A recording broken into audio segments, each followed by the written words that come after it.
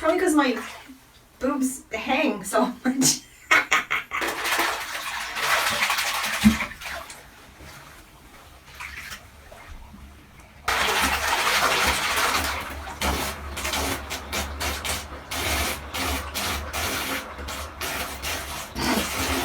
Hi, you guys.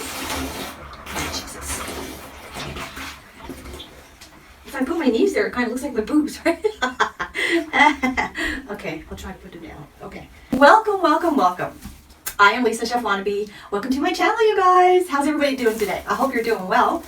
So my tub is not super hot today for the first time. Usually when I get in here, it's so friggin' hot that I'm sweating and stuff. But today it's pretty good. And I brought some watermelon today. You guys, it's so hard to find really good watermelon nowadays. Anybody else find that, or is it just me? Maybe I'll put it over there, put my water over here. Yeah. Watermelon is my favorite fruit, all time, big time. These bubbles today are not being my friend. Where's my shirt? I haven't had a tough time for a while because of the global pandemic going on, and the Downhome people were unable to, or just for whatever reason, they weren't sending the magazines to Fort McMurray where I am. So I got a hold of them, and they gave me some back copies. Yay! And I started my own subscription now, finally, so I don't need to go try to run around town to try to find my next magazine. And so anyway, that's good. And I'm not sure if I'll get it maybe before the stores do. I don't know. Hopefully I'll get it like right away. Anyway, so they sent me one for, oh no, my glasses. Maybe I should start wearing like a bikini top or something in the tub so that way I don't have to worry about this. I don't know. I gotta do something. It's driving me mad. What color are they? What color is my case? Oh my God. Okay, so let's get it on the go, shall we? Yeah. Oh wait, I want more watermelon. All right.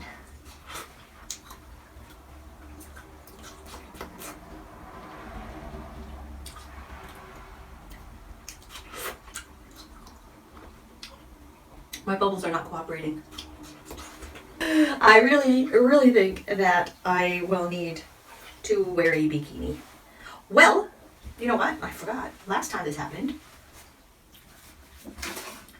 I put the food in front of me. That's right. That is what I did. Ta-da! They don't really want to stand up. Probably because my boobs hang so much. They sent me the March. What?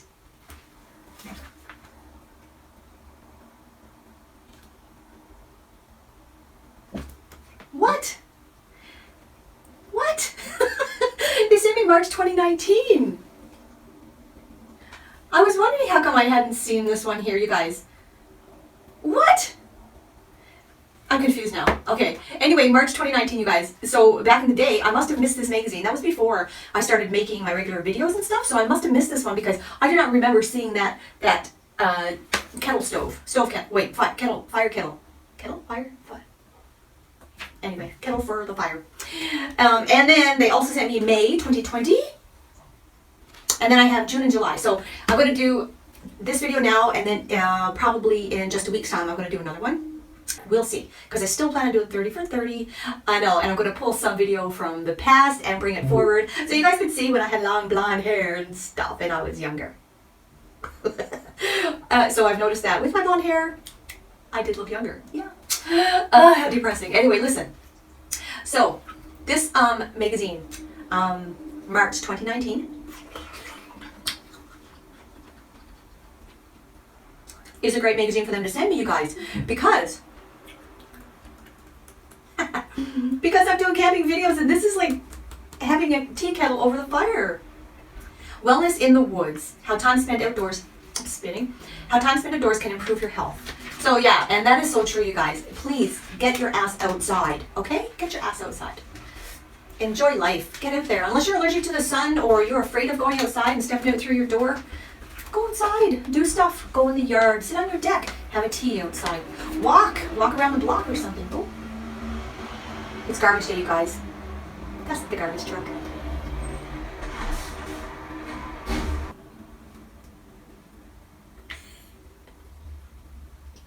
Hopefully I'm covering things up. Okay, well anyways, let's get back to the magazine. Oh my god, these bubbles. Okay, anyway, why is that? Why do dogs turn in circles before lying down? Have you ever observed your furry four-legged friends and chuckled at the seemingly endless circle spinning they do before they finally plop down? Turns out there's a perfectly good explanation for your pooch's puzzling behavior. Our pet dogs circle before settling down to sleep because their ancestors did it. It is an ingrained and inherited behavior. There are lots of theories as to why wild canids, such as wolves, circle before lying down. From flattening down the terrain and moderating the temperature. For example, reposition snow for wind protection, scuff off topsoil that had been heated by the sun to expose cooler undersoil sheds, to make a comfy bed, to making a 360-degree assessment of their surroundings to ensure their safety before slumber. This ritual also ensured that the animal would lay with their nose pointed windward, allowing them to catch a whiff of potential threats. Other theories suggest that pack animals like wolves and coyotes turn in circles to flatten the area, leaving a sign to other animals that this spot is taken. Or to drive out snakes and other creepy crawlies from their sleeping space. Of course, these are just theories. We can't ask a wolf why it circles and have to try to figure it out through observation and reasoning. But we are confident the reason our pet dogs do it stems from their ancestral roots. Cool. Why does Newfoundland have its own time zone? So you guys, in Newfoundland, okay, so we have time zones all across Canada. It's an hour, so it keeps changing, right? So from Alberta to Newfoundland, it's a 3.5 hour difference. 3.5 hour? How does that make any sense, right? Anyway, the reason why. Wait, no. Before I get into the reason why. As one of our famous tourism ads states, when you're always a half hour ahead, you never feel the need to catch up. Perhaps that's why life seems to run a bit slower here in Newfoundland and parts of Labrador. Our unique time zone has long been an item of intrigue, and it definitely comes with a few perks. We're the first in North America to ring in the new year, and the first to greet the sun. So how exactly did Newfoundland Standard Time come to be? Our system of standard time sees the Earth theoretically divided into 24 time zones and 15 degrees, each differing by an additional hour. In reality, there are more, as their exact locations are often based on political rather than geographic boundaries. When time zones were being established, Newfoundland was a separate dominion and had the option of establishing its own time zone, which is exactly what it did. If you're using straight 15-degree cycles all of the Maritimes, the island of Newfoundland and almost all of Labrador would be on one single time zone. At the time when this was first being set up in the 1880s and 1890s, Newfoundland was not part of Canada, so that was a political decision and a social decision. So anyway, you guys, some people say the world ends at 12 o'clock, 12:30 Newfoundland. So yeah, Newfoundland lasted a half an hour longer then. Oh, anyway, let's move on. Let's move on by. That's amazing. Let's see. Follow the chocolate paved road. Due to a technical failure at a chocolate plant in December,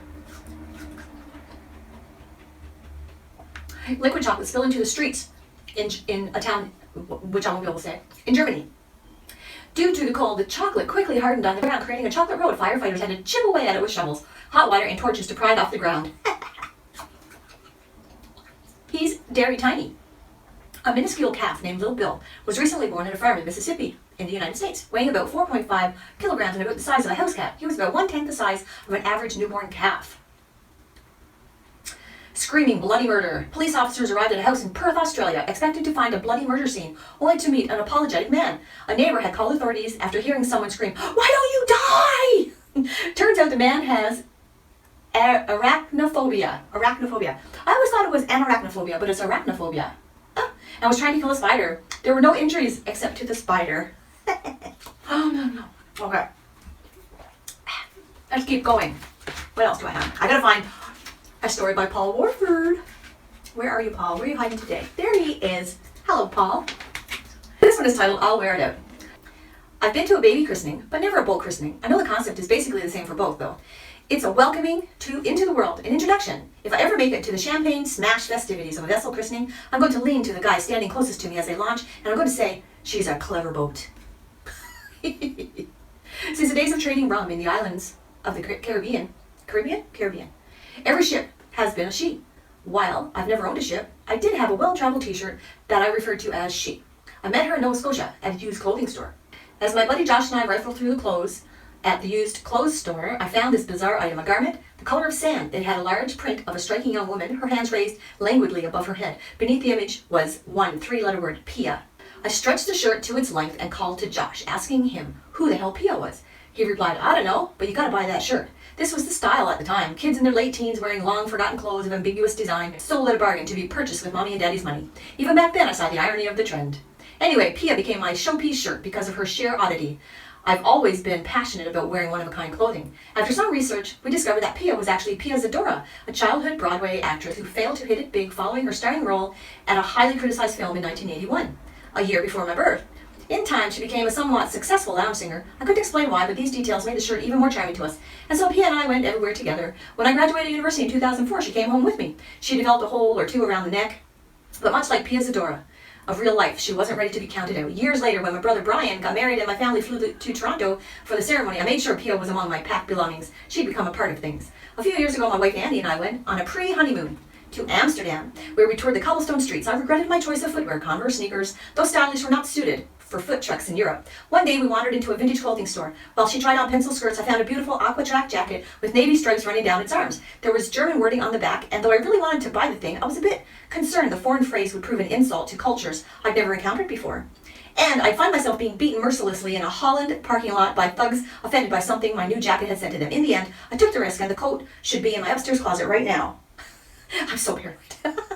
Two of my closest friends were a married couple with young children at the time of our trip. As I wandered the store's kids section, I decided to buy shirts for the twins. The boys were only 2 at the time, but as I held the disco button ups to the light, I decided they probably fit. The boys were celebrating their 6th birthday today, and now the shirts fit them. Their dad uploaded a picture of the boys modeling the duds to his Facebook this morning. Their mom is no longer with us.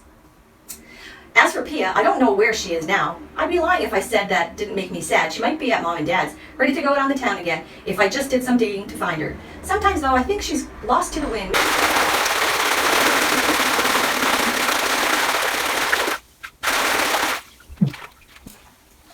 I'm back. You know what I'm thinking? I'm thinking the body wash is probably like minusing this one. Because this one is a foaming bath.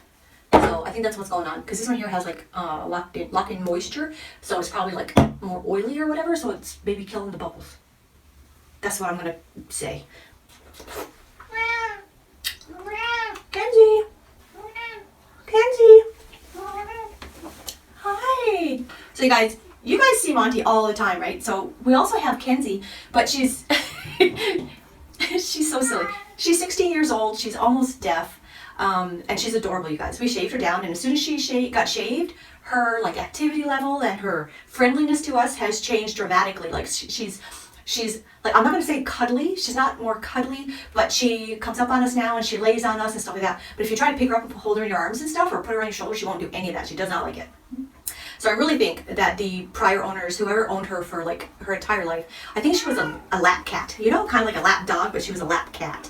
Yeah. So it's hard sometimes to try to figure out like what animals need. I really want to drink some water, so hang on a second.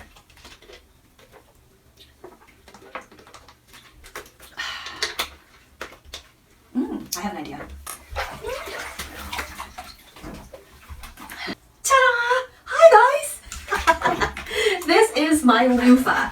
Why am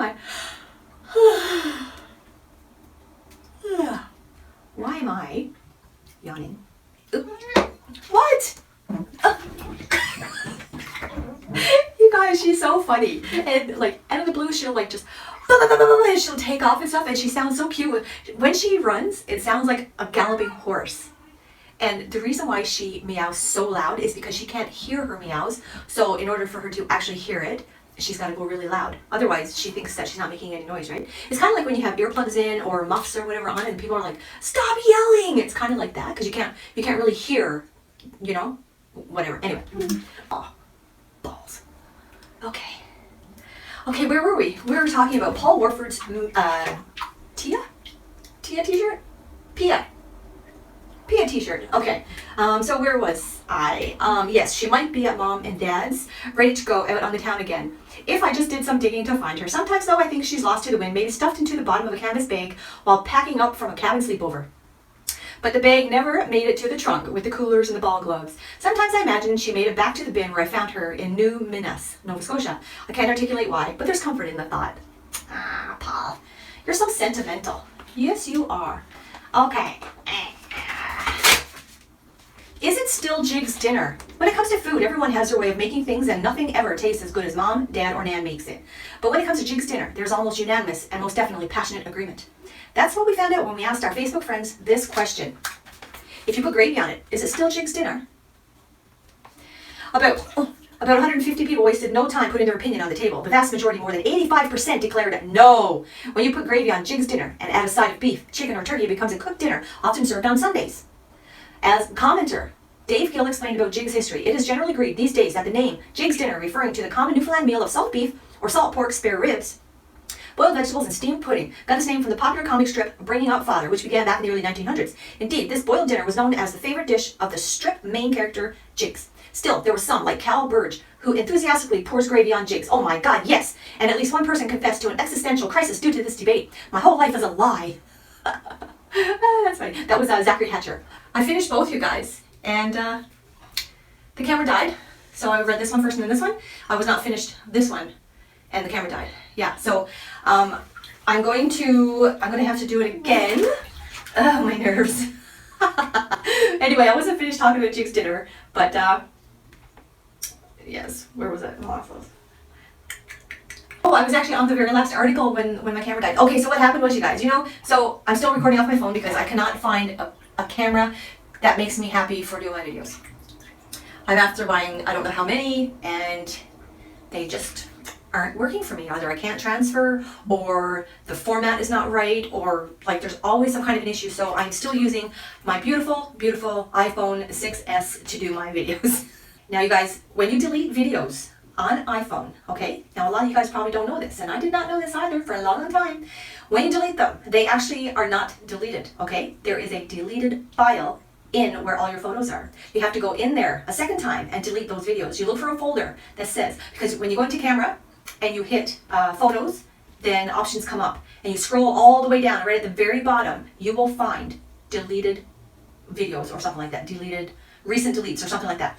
And you got to go in there and hit delete, and then it says delete all or recover all or whatever. And if you hit recover, then it takes it from the deleted file and puts it back into like your main photos and stuff, like where you would always look at your photos.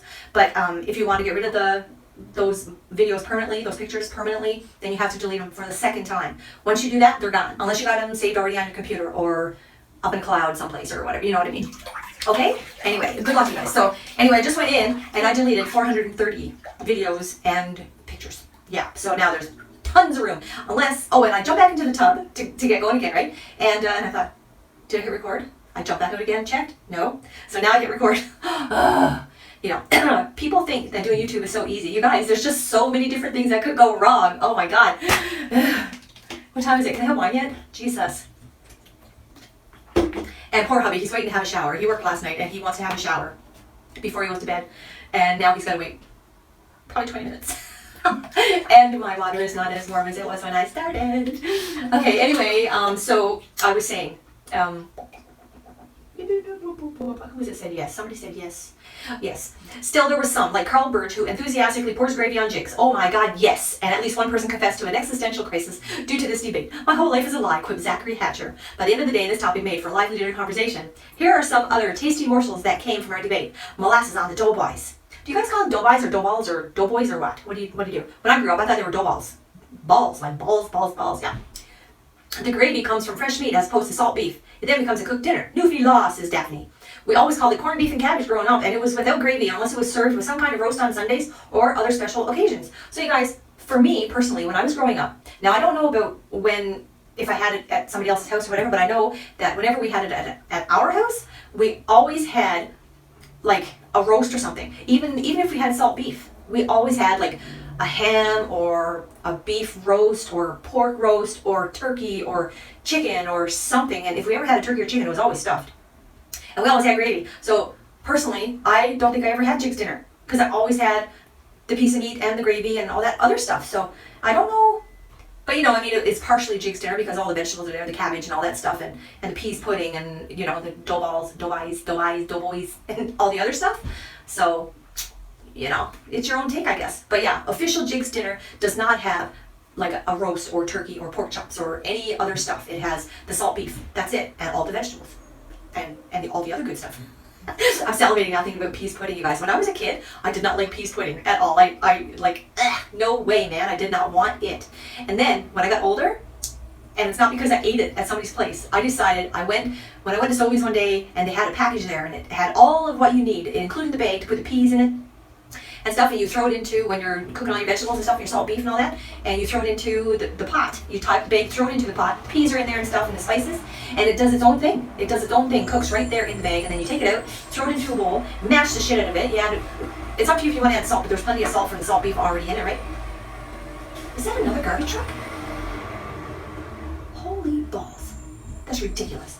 Okay, anyway, so, yeah, so then you add like butter, and if you want, like, I don't know, maybe people add other stuff. I don't know, but Dad used to add butter and pepper. So anyway, when I was doing it myself, I added butter and I added pepper, and you guys, did I fall in love with peas pudding? I really don't think I gave it a chance, because to me, like when I was young, I guess it just looked gross, so I didn't want to try it. I remember my brother used to love it, and everybody else used to eat it all the time, but I just had no fascination for it whatsoever. But now, I'm salivating, yeah. And we have a place here that if like you don't want to go through all the steps of cooking a Jiggs dinner or a turkey dinner or a hot dinner or whatever, you know, there's a place here. It used to be called the Newfie Club, and now it changed owners or whatever. Now it's called something else, like East Coast Kitchen or something like that. And I haven't been there yet, but I do hope that they serve like the Jiggs dinner or the turkey dinner or whatever, because I will definitely get it. And in fact, when my dad was sick, before he passed away and he was in the hospital, I went to the Newfie Club and I ordered a Jiggs dinner and brought to the hospital for my dad, and he really enjoyed it. Yeah. Anyways, let's keep going. Wait. Oh yeah, right. Okay, so that's it for this one. So now here is the other one. This one is the May 2020 issue, and it is how to spruce up your self-isolation space. How to spruce up your self-isolation space. Okay, so I'm going to try to go through this fast because hubby really wants to get in the tub. Okay, so we're going to do why is that? What's with the 5-second rule about food that falls on the floor? The 5-second rule is one that many of us have invoked time and time again to minimize food waste, or just because we really, really wanted that gummy bear. But you may want to second guess that rule before you put another bit of floor food, into your mouth. There's a book, and these people have studied food falling on the floor for 5 seconds and stuff, and they're suggesting for you to think again. Okay, it looked at the survival and transfer of salmonella from wood, tile, or carpet to bologna and bread. It concluded that salmonella can survive for up to 4 weeks on dry surfaces in high enough populations to be transferred to foods, and can be transferred to the foods tested almost immediately on contact. Ugh.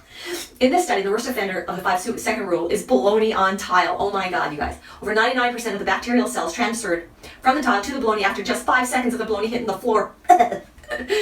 Transfer from wood was a bit slower, 5 to 68%, and from carpet was actually not very successful at all. After hitting the carpet, it was like 0.5%. Well then. Oh, to the bologna. Oh, yeah, okay. But it's not just bacteria that people should be concerned about. A study of pesticides on household surfaces shows that these toxic chemicals can transfer to foods like apples, bologna, and cheese. The pesticides seem to take a little longer than bacteria, though. So the next time you drop that piece of chocolate on the floor, maybe forget about the 5-second rule and send it straight to the trash. Yeah. And here is, so you guys, if I am going a little bit fast, it's because I just read all this and now I'm doing it again. Yes, okay. Anyway, featuring photographer Jim DeSautel's. Here is a beautiful picture. Gorgeous, absolutely gorgeous. And here are some other ones. This building, Kitty Bitty Brewing Company, it looks like it's like almost sitting right on the water. It's like got its own like little, what would you call it, little dock along the side. So if you wanted, you could pull up on a boat. Yes, bye, my son. And look, that's some colorful houses right there, you guys. How can people be sad and miserable in a cheery, beautiful place like that, hey? Man, Newfoundland rocks. That's why it's called rock, eh? Well, that and it's an island. Anyway, let's keep going. And here's a boat, look. Or a ship. And it is about probably, a lot of it is underwater. A lot of it. But I read through earlier and I didn't really see anything about, like, I'll try it again. Hold on. Yeah. Anyway, it didn't really say where that picture was taken. It probably does somewhere, but okay. Anyway. Moving on up to the side. All right, here we go.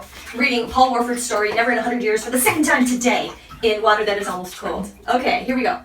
Have you washed your hands? Has the dog been sanitized? I want everyone neat and tidy before we get started this month for the safety of everyone involved. Coronavirus has descended upon us like a fairy tale villain, darkening the skies and clearing the streets, promising destruction that no one asked for or deserves. I have never experienced a global pandemic before, have you? Perhaps, if you're 100 years old and you remember the Spanish flu, otherwise I assume everyone is as inexperienced with this mass virus outbreak as I am. How are you holding up? Do you have the supplies you need? Is there moose sausage in your deep freeze? Are the canned goods stacked high in your pantries? I'm too respectful of my audience to ask them about their toilet paper, but I'm not, you guys. So, you guys okay on toilet paper? Because listen, if you need any toilet paper, you just let me know, okay? Because hubby and I keep going to Costco, and like every time we go there, we get like 4 of these great big packs of tissue. And the last couple times that we went, we were not keeping track of how much toilet paper we had in the house, and oh my god, we got way too much. Way too much. So, you know, if you need a roll or two, no problem. We actually were trying to give some away. Anyway, you know who you are. Hey, Russell. Yes, you are. Yeah, I mean, yeah. Hey, Russell? Yeah. Okay, let's start writing. Only a few days have passed since the world leaders told us to cough into our elbows and sent the professional athletes home. Better safe than sorry has been adopted worldwide, but a lot of cultures define safety in a lot of different ways. And how do you protect an entire culture against something unseen? The formula is an incentive to get inventive. Like the Italian man who walked through crowds whilst wearing a large cardboard disc 1 meter in diameter around his middle like a belt. I have friends working in hospitals who ask that I not visit. I understand and obey, but my friend Francois, who is sick with a regular cold, so I pack some of my favorite Hunter S. Thompson's and Stephen King's into a canvas bag and hang it on his doorknob. Meanwhile, my best friends suddenly have a little more free time to play video games online with me, and we can celebrate the safety of our isolation as if we're still in Robert's mom's basement, laughing and carrying on as we would have 25 years ago. Besides, Newfoundlanders and Labradorians, as usual, are ahead of the curve compared to the rest of the world. While the others wonder what to stockade and where to store it, we can sit by our wood stoves wearing grins and silk slippers, especially on the Avalon. We did this isolation thing a couple months ago. Who would have thought that the most contrary storm in Newfoundland and Labrador's history, immortalized as Snowmageddon, would prove to be practice for anything besides shoveling and playing cribbage? Yet, here we are already primed for strict shopping rules and submitting our work from home because we put in a week of mass madness already this year. This will be a memorable grade for kids in school, and though they're going to be a bit behind on their math homework, they'll catch up. They always do. As for me, I feel fine. Thanks for asking. No symptoms, no layoffs, and the pandemic gives me something to write about. To be honest, I'm not that worried about myself or anyone else, really. Please, don't think I'm lacking compassion. My father's on the far side of 70, and I know that means he's at risk. But humanity and Newfoundlanders alike have made a habit of surviving against odds. If the storm of January 2020 is any indication, people were never meant to set up in Newfoundland in the first place. Yet, we're here, and we continue to be here, vibrant and proud, and so we shall be once this is all over and hockey season starts up again. So, as a COVID-19 closure, let's all agree to wash our hands, cover our mouths, and help each other as we always do while waiting for the summer's sun to shine. Aw, thanks, Paul. You're so cheery. You are so cheery. Here we go. Look at that. Pork wrap tenderloin. Oh my god, yum. And the blubbery school teacher, you guys, I had such a laugh. I really wish I had not lost the earlier video. But anyways, when I was reading this, I was laughing so hard earlier. Anyway, when I first saw this, I thought it said blueberry school teacher, so I thought it was her teeth. She ate a lot of blueberries. She went to school and her teeth were all blue or something, or lips or something. It is written by Alice Vader Hewlin, and it was submitted by her daughter Mariel. As a young teacher in the 1920s, I spent several years teaching in Newfoundland airports. The 1925-26 school year found me in Harbour Island near Ramia, and it was there that the following incident occurred. In the spring of 1926, a group of young people from Harbour Island, together with counterparts from Ramia, began practicing for a concert to be staged in the Ramia School on Easter Monday.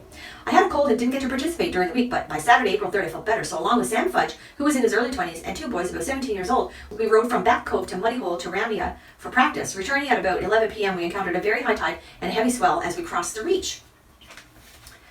Sam and one of the boys jumped up on the wharf. The second lad and I followed. On either side of the stage door stood a barrel, each full of blubber and cod livers that had been put there to rot and produce valuable cod liver oil. Oh my god, you guys. Ew, that's how they make cod liver oil? Yuck. Sam and his companion were already inside the stage when I approached the door. At that moment, the section of wharf collapsed under me, sending me and the barrel of blubber into the icy water below. I remember coming to the surface and seeing Sam's hand reaching out to me. My thoughts went to Bain Harbor, my home community, and the news of my drowning reaching my mother. Sam grabbed my arm, but it was so greasy I slipped from his grasp. I resurfaced, and with the other boy holding his feet, Sam was able to pull me to safety. The second boy jumped over the fallen section of wharf and into the stage. The 3 young men took me to my boarding house, that of Mr. and Mrs. John Keeping. I shivered my way into the kitchen, sat on the long khaki cushion on the couch. Needless to say, Mrs. Keeping never used that cushion again. Okay, as by this time the news had spread across the island and the house was full of curiosity seekers, waiting to see the blubbery school teacher. Mrs. Keeping insisted I drink a hot toddy made with rum from St. Pierre. It didn't hurt. In fact, I did not even get a cold from my misadventure. Mrs. Keeping washed my coat many times when I left Harbour Island in June. It was still hanging on the fence in hopes the sea breeze would blow away the smell of rotten cod livers. She also repeatedly washed my brown flannel dress I had been wearing that night. I later dyed it blue, but when I put it on to wear it the next time around, my elbows went through the sleeves. Mrs. Harriet Payne of Harbor Island loaned me a coat to wear for the remainder of the school year. She wore at least a size 44, and I weighed about 100 pounds. Not a perfect fit, but it kept me warm, and I was indeed grateful to her. Aw, sweet. Oh, I'm at the end, you guys. I get so excited when I see the games and all that stuff, and the crossword puzzles and the search words and stuff like that, and all these things like that, because I know that Dad used to do them, and, you know, I wish we had done them together when he was still alive, you guys. Anyway, yeah, anyway. That's that. I gotta go, you guys. My water is cold. Hubby needs to have a shower, and that's it. I'm busy today, and I can't wait. Okay, I gotta go. Take care, you guys. Thank you so much for listening and watching and being here with me. Bye. Woo!